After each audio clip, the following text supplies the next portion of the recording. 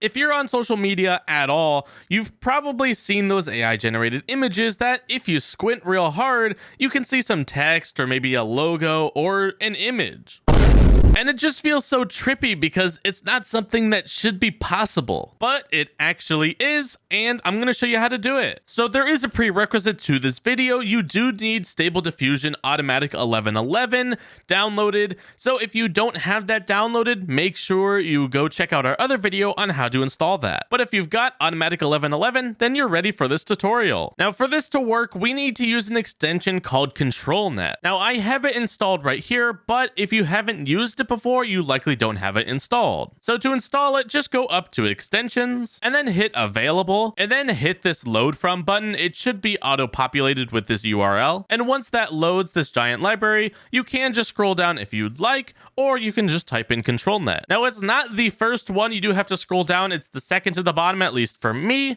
And you can see I already have it installed over here, but you should go ahead and click the install button. And just to be clear, that should be the Stable Diffusion Web UI ControlNet, so just make sure you have this correct one. Now after you hit install, make sure you follow any prompts that it may prompt you with, and then head over to the installed tab, and then just go ahead and check for updates. It's just a good practice in case for some reason it doesn't install the correct version. And then just go ahead and hit apply and restart UI. That's just going to refresh the entire thing. So it's just going to load up like a new session. And with that, you should be all good to go. You should see this ControlNet drop-down box. Now you're not done yet. You do actually have to install one other thing, and that is the model for this ControlNet. So go ahead and go to this link down in the description below, and then find these two files. They should be the QRCode Monster, and it should be the safe tensors and the YAML file. So just click this download arrow on both of them, and once they download, go ahead and pull up your Stable Diffusion Web UI folder. Then go to Extensions, and then ControlNet, and then Models, and then go ahead and drop those two in, like I have done here. Now, once those have been added to that folder, you should be good to go. Although I would also recommend getting a collection of images you'd like to test, preferably black and white images. And I'll show you a few examples so you can see what I mean. Now let's go ahead and twirl open this ControlNet dropdown, and then this is what you'll be greeted with. First, to enable it, make sure you check this enable box and do pixel perfect. And then down here under model, go ahead and select that QRCode Monster. If you don't see it here, just click this refresh button. Now there's two more things that you really need to know in order to fully grasp how to do this. One is this preprocessor, which I will explain, but that's only if your photo is inverted and you want to like change the outcome of the results. But the other more important one is this control weight. This essentially tells it how important you want your upload to be in the generation of the image. And you'll see what I mean after I generate a few images here. And then I just went ahead and populated my normal default settings, at least the settings that I want to use. And I am using the chill out mix model. So if you want to use that, you can try that out. But we should be pretty much ready to go. But first, let's go ahead and try to generate some text. Now, all you have to do is get an image with your desired text, and you could use any program like Photoshop for that. Or alternatively, I'm going to show you this image to text website that allows you to just type in text that you want. So I like this text. This is the text that I want to hide. And then you just want to make sure that you make the background black. That's super important. And then just resize it to where you want it to be. Since I'm going to use a square image, I'm just going to put it sort of in the middle here so that way it doesn't get cut off. And when I'm happy with that, you just hit download. And then once it's done, just go ahead and drop it down into this box here. You should see it's populated, and then we can go ahead and start generating. Now I did ask ChatGPT to generate this image. Now it's not the best prompt, and I'm no like prompt master myself, so we're just going to see what this generates, but roughly it should be a forest. So let's go ahead and see what it comes up with. And it does take a little bit of time to sort of warm up ControlNet, especially if it's your first time using it. So just give it a little bit of time and then it'll load, and you can always check your logs to see how it goes. And there we go. After some time, it started generating. Now, as you can see, we got a pretty cool looking image, but we don't see any text. Why? Well, as you saw, it did generate the text. It just disappeared because the weight wasn't high enough. We didn't set it as a high enough importance, so it just sort of got washed away with all of the detail. So to make that more important, let's go ahead and bump it up maybe to 1.5 and see what that looks like. And depending on your prompt and your image, you may have to adjust that. Like sometimes you'll want it to be way lower than 1, sometimes you'll want it to be like 2, sometimes you'll want it to be like 1.5, and sometimes 1 is fine. So just mess around with it and see what it comes up with. So this one did generate a little bit better. You can sort of see a C right here, and you can see the outline of an E, but I personally think that that just wasn't enough, so I'm going to bump it up all the way to 2. Now, if you look really closely, you can sort of make this out, so you can sort of see an S, and then a U, and then a B, and then an S, and then a C, and then an R, and then an I, and then a B, and then an E, but it is a little bit difficult. Now, I have found the longer the word, and the more sort of real estate it takes up, the harder and the worse the image looks,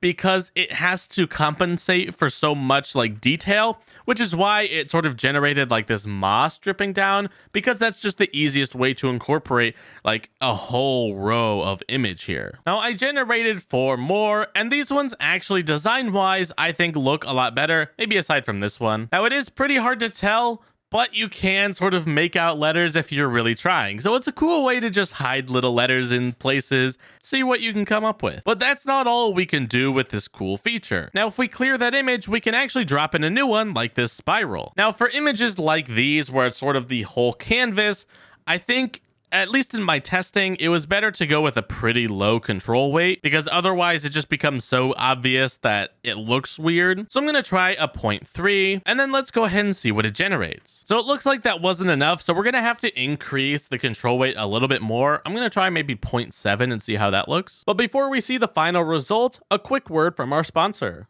Quick thanks to the sponsor of this video, Kits AI. Kits is a platform for artists, producers, and fans to easily create AI voice models and song covers, and I'm personally a fan of it myself. You can even create monetizable work with licensed voice models of your favorite artists. You can use voices from their library of licensed artist voices or their royalty-free library. You can even train your own voice with just one click. Simply provide audio files of the voice you want to replicate, and Kits will create an AI voice model for you. Generate speech or song covers by providing an a cappella file or just inputting a YouTube link. We're giving a 1-month creator plan on Kits to 3 lucky viewers of this video, which means unlimited conversions and access to premium voices. Simply reply to the pinned comment below and say you're interested. Get started for free at kits.ai today. And there we go. We generated this pretty cool image that you can see took influence from the spirals. Now, it's not like the most like in your face kind of thing, but if you were to compare the two, you could definitely see, oh yeah, I could see where that came from. Now, if you want the effect to be intensified, by all means, increase that control weight and you will get like a much better image of a spiral.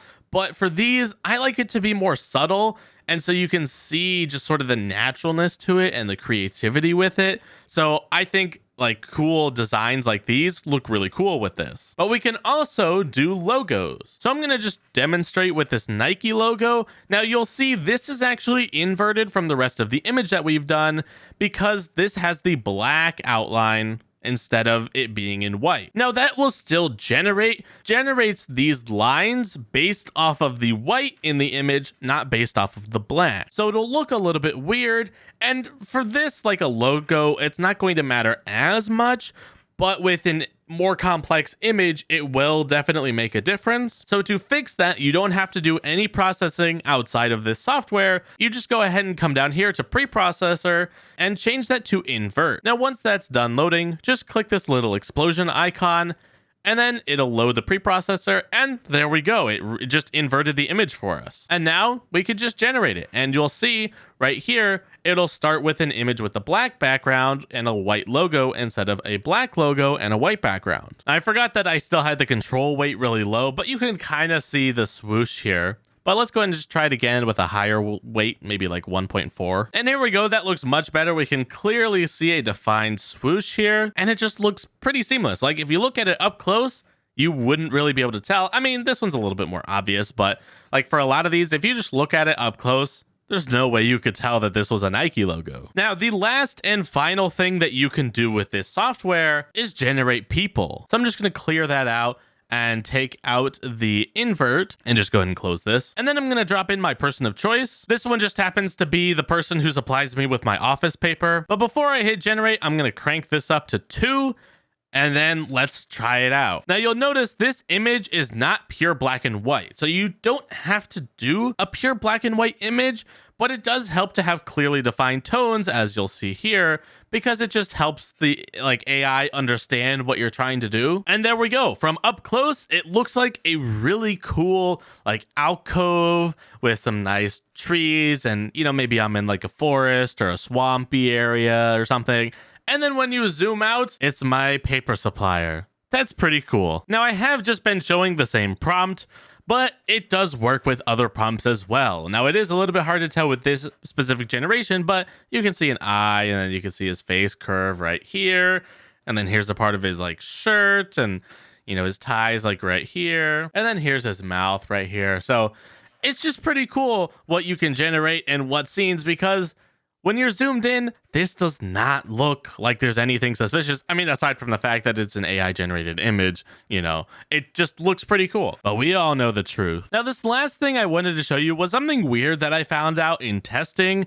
Now, I don't know why it does this, but sometimes, specifically with this checkered pattern, when the control weight is too high, it creates this tiling effect where it sort of generates a unique image for each square, and oftentimes it repeats with very slight, variations.